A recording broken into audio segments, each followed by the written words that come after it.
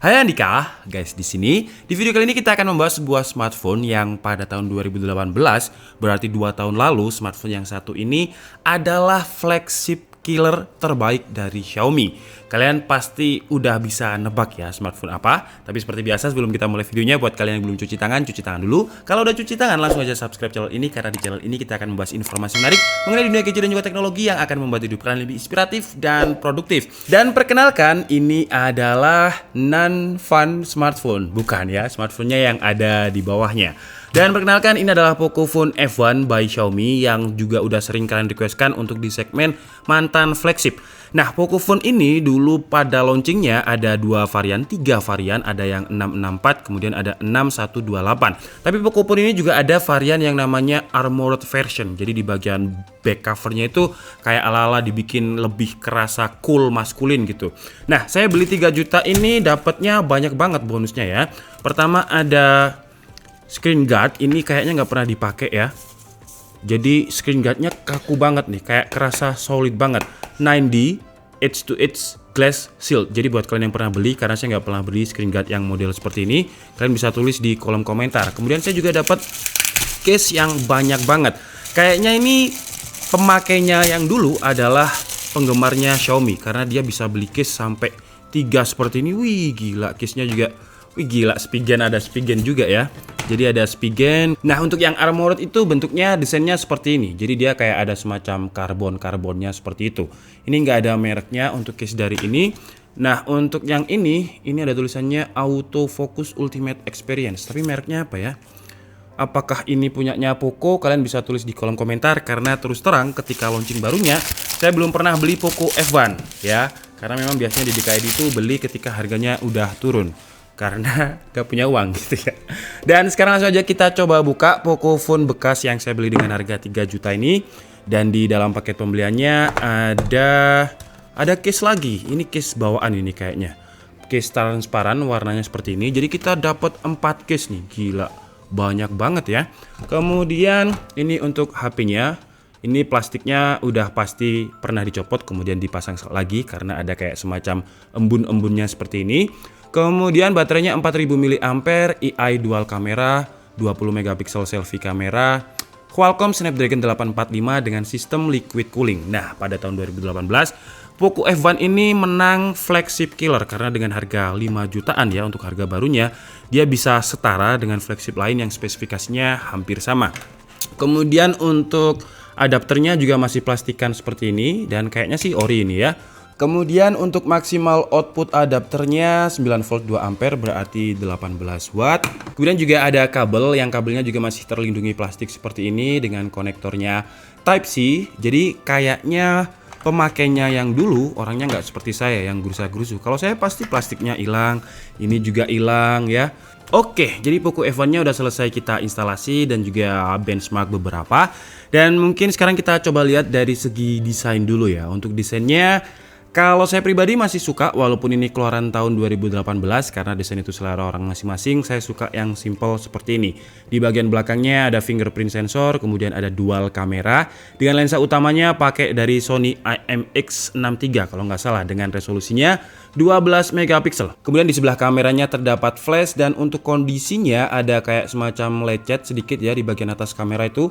Kemudian di bagian bawahnya ada tulisan Pocophone. Untuk kondisinya masih cukup mulus ya, karena case-nya aja sebanyak itu tadi. Tapi di bagian bawahnya ini ada kayak sedikit bekas case, dan di bagian atas, nah di bagian atas kayak satu titik ini, itu juga ada bekas case. Kemudian kita coba lihat untuk di bagian tulangnya ada apa aja. Di bagian kanan ada volume up and down, ada tombol lock dan off. Di bagian atas masih ada audio jack, kemudian ada mic. Di bagian kiri ada SIM tray. Kemudian di bagian bawah pakai konektor Type-C, speaker.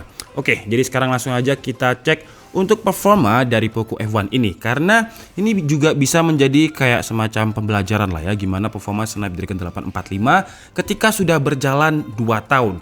Karena tadi ketika saya coba untuk CPU throttling ya, 30 menit itu sebentar. Tadi sudah saya screenshot. Nah ini, kalau kalian lihat performanya itu bener-bener nggak stabil gitu. Jadi ini saya pakai time interval 5 menit dan performanya itu stabil di 60%. Jadi dia cepet banget throttling. Padahal ya kalau misalkan saya benchmark menggunakan Antutu, dan ini saya benchmark banyak banget. Pertama hasilnya adalah 288.000. Kok kurang menurut saya ya. Kemudian saya benchmark lagi, hasilnya sebentar ini tetap sama, bukan ya. Kemudian yang kedua itu naik menjadi 310.166 dengan detailnya seperti ini. Kemudian di tes yang keempat dia malah naik dengan skor 341.559. Kemudian di tes yang kelima dia turun tapi nggak terlalu banyak dengan skornya 333.000. Padahal kalau kita lihat dari CPU throttling tadi benar-benar cuman bisa stabilnya 60%. Jadi 100% terus turun 80%, 60%-nya stabil. Nah, tapi daripada kita benchmark, oh belum. Kita untuk yang nggak percaya Antutu ya, hampir kelupaan.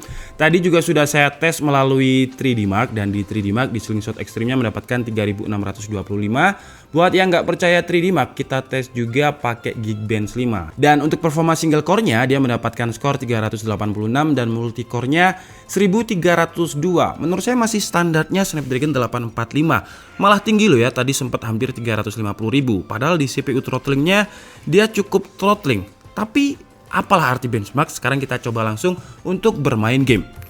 Untuk gaming, pertama kita langsung coba di PUBG dengan settingannya Smooth Extreme tanpa harus menggunakan GFX Tool atau software unlock PUBG yang lain.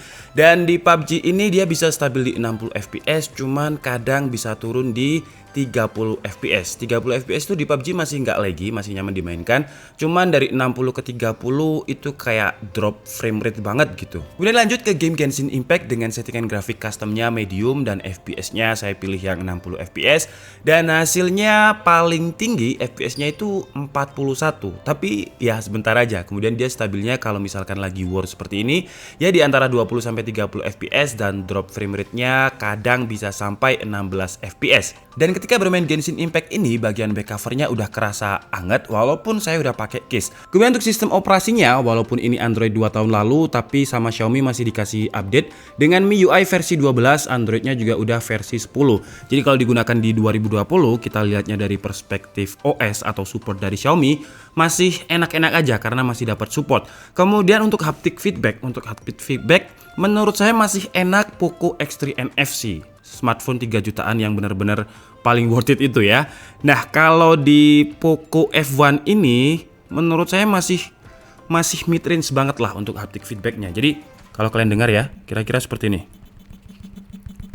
Jadi dia kayak getar semuanya. Sementara untuk Poco X3 NFC itu ketika kita tekan tombolnya, satu tombol, yang getar itu bagian tombol aja. Sementara ini kayak seluruh bagiannya getar untuk vibration feedbacknya. Kemudian lanjut ke Netflix, karena pertanyaan ini juga sering ditanyakan, Netflixnya bisa Full HD nggak?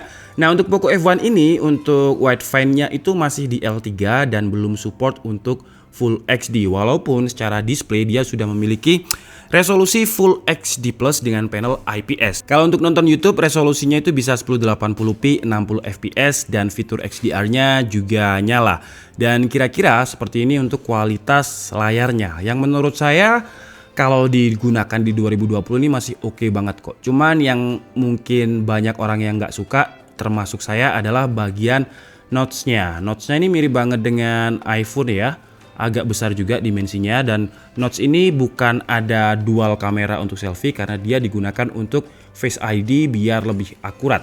Cuman kalau kalian nggak masalah dengan notch ya layarnya ini bener-bener enak banget digunakan untuk streaming kalau di YouTube ya, karena Netflixnya tadi masih belum support untuk Full HD. Dan untuk kualitas audionya kira-kira seperti ini, walaupun speakernya tidak stereo seperti Poco, tapi menurut saya udah kenceng banget nih.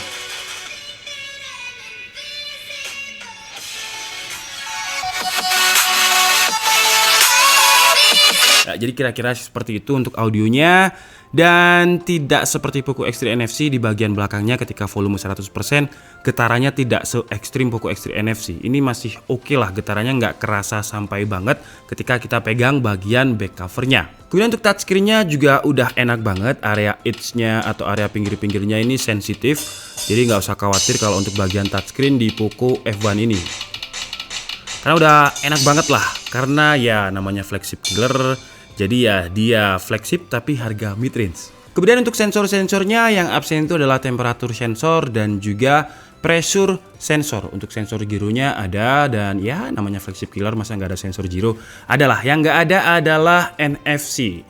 Kalau dibandingkan dengan Poco X3 NFC yang mid range udah ada NFC, itu smartphone gila sih emang ya.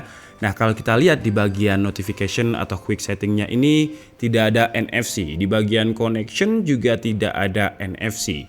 Jadi kalian coba tulis di kolom komentar kalau Poco F1 ini dibandingkan dengan Poco X3 NFC bagus mana. Nah tuh. Dan sekarang mungkin kita coba terakhir kamera lah ya. Kameranya untuk interface-nya ya MIUI 12 banget. Dan sekarang langsung aja kita coba untuk kameranya di luar aja. Dan ini adalah kualitas video dengan kamera depannya 1080p 30 fps dengan kondisi yang low light. Jadi cuman pakai lampu yang ada di situ. Nah, kalau misalkan kita mau ke area yang gelap banget, sebentar ya, saya cari area gelap.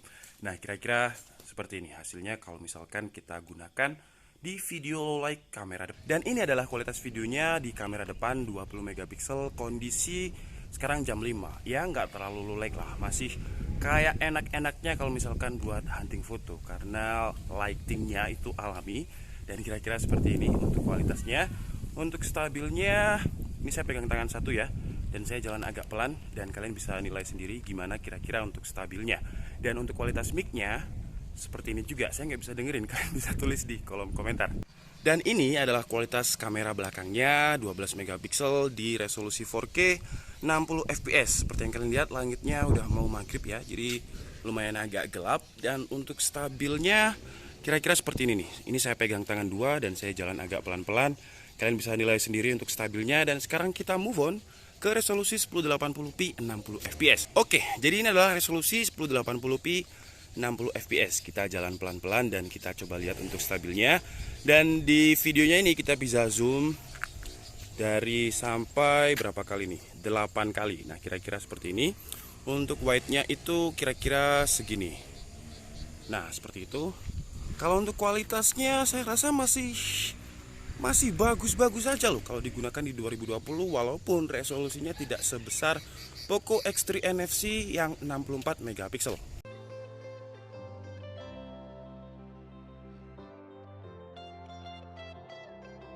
Oke, jadi mungkin cukup segitu aja ya segmen mantan flagship di episode kali ini, yaitu Poco F1. Nah, Poco F1 ini saya dapat 3 juta kalau dibandingkan dengan Poco X3 NFC yang varian terendah aja ya, biar harganya sama 3.100.000, tapi itu biasanya goib juga. Nah, pertanyaan saya kalau kalian disuruh memilih apakah Poco F1 atau Poco X3 NFC, coba kalian tulis di kolom komentar karena menurut saya menarik. Dan kalau saya tidak membandingkan dengan Poco X3 NFC, tapi kalau misalkan kalian memutuskan untuk beli Poco F1 ini digunakan di 2020, menurut saya masih worth it. Alasan utamanya karena dia masih bisa pakai Android 10, MIUI-nya juga 12, jadi masih dapat support gitu. Untuk kalau kita lihat skor Antutunya, dia juga masih oke. Tertinggi itu bisa sampai 341. Kekurangannya adalah Snapdragon 845 ini mungkin karena faktor umur ya di Poco F1 ini. Jadi dia seperti yang kalian lihat di CPU throttling tadi, loadnya cuma bisa 60% dan gampang panas ketika saya gunakan untuk main Genshin Impact, kemudian rekam video 4K 60 fps.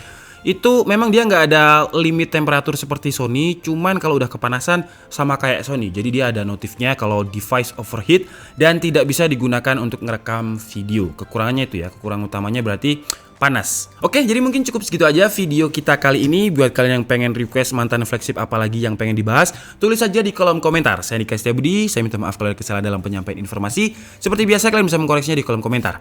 Bye-bye.